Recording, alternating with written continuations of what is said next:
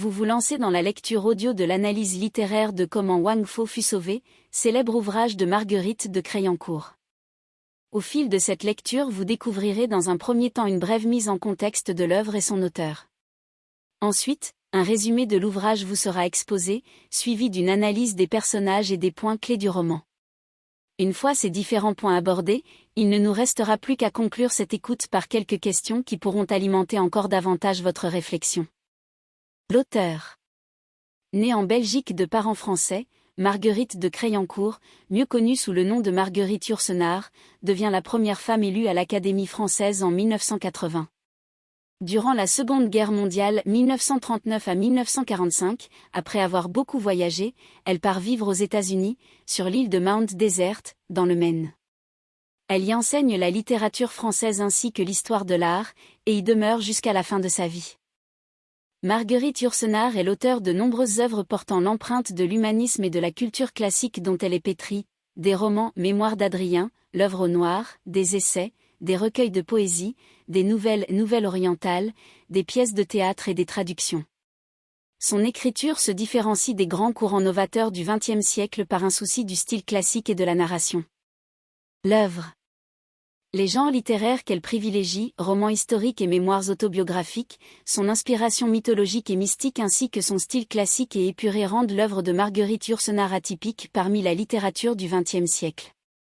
Les nouvelles orientales, qu'elle écrit à partir de 1928 en s'inspirant de ses voyages en Grèce, dans les Balkans et en Asie, et publie une première fois sous forme de recueil en 1938, s'inscrivent dans cette singularité.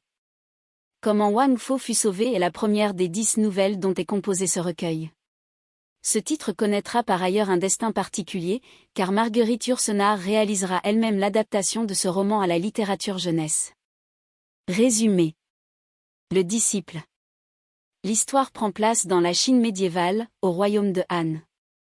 Ling est l'enfant unique de parents aisés qui, avant de mourir prématurément, l'ont installé dans une maison confortable et lui ont choisi une femme aussi douce qu'aimante, pour qu'il y mène une vie superficielle et oisive.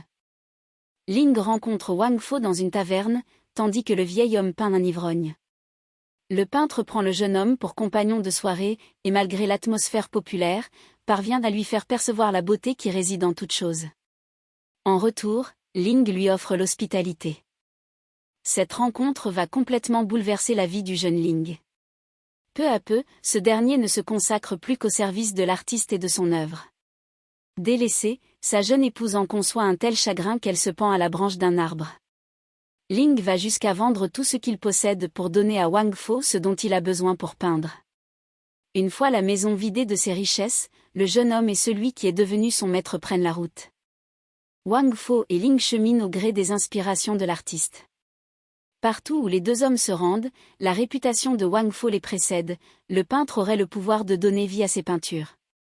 Leur nouvelle existence à tous les deux est désormais bien réglée. Ling veille sur le vieil homme, mendiant pour le nourrir et l'écoutant pour le réconforter. Il est totalement dévoué à son maître au point de sacrifier sa vie pour le sauver des griffes de l'empereur. Ce sacrifice prouve son attachement et son dévouement que même la mort n'empêchera pas.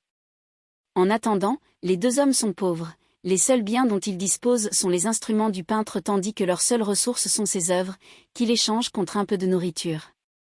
En effet, le maître méprise l'argent et le disciple respecte le maître. La désillusion d'un empereur.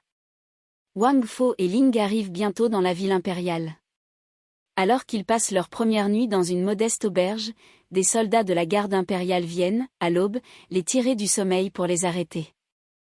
Les deux hommes sont conduits avec brutalité au palais, à l'architecture symbolique, toutes les salles, les portes, etc. se concertaient pour donner l'idée d'une puissance et d'une subtilité surhumaine, p17 et à la décoration raffinée. Là, protégé des regards et entouré de ses courtisans, l'empereur attend qu'on lui amène ses prisonniers. Alors que Wang Fo s'étonne d'être ainsi arrêté, lui qui n'a jamais nui à l'État, l'empereur propose de lui raconter sa vie, afin que le vieil homme comprenne quel tort il lui a causé.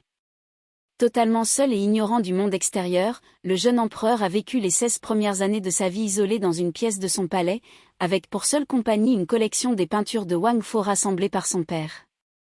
Il s'est ainsi convaincu que le monde était aussi beau que les œuvres qu'il contemplait tout au long de la journée. Mais, lorsqu'Alexandre a 16 ans, au cours de sa première... Nous espérons que vous avez apprécié cet aperçu. Pour continuer à écouter ce livre audio sur Google Play Livres, utilisez le lien dans la description de la vidéo.